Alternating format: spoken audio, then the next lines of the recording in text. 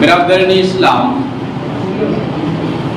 নামাজ পড়ার পূর্বে আমাদের করণীয় কাজ হচ্ছে ওযু।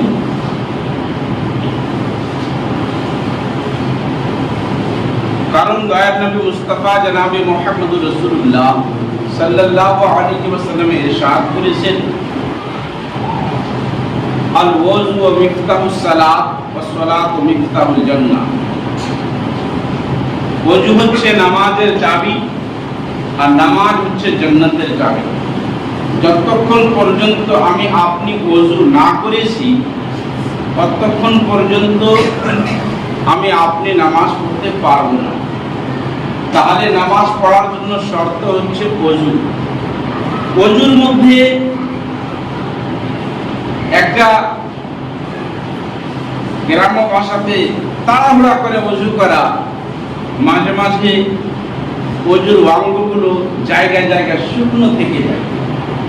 আর একটা সুন্দর রূপে ভালো করে ওযু করা, যেটাকে আহসানুল ওযু বলা হয়, সুন্দর রূপে ওযু করা।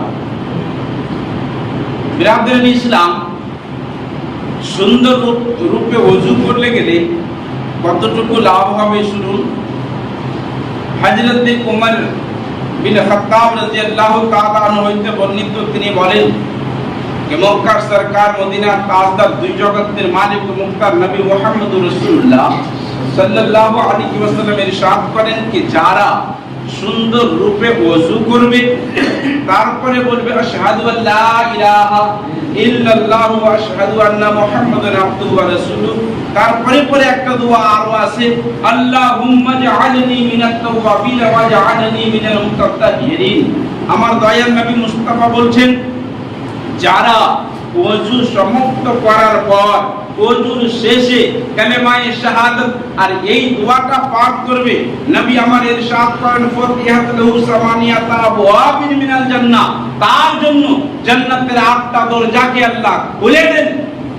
যে দরজা দিয়ে চাইবে সে জান্নাতের মধ্যে প্রবেশ করবে। সুবহানাল্লাহ।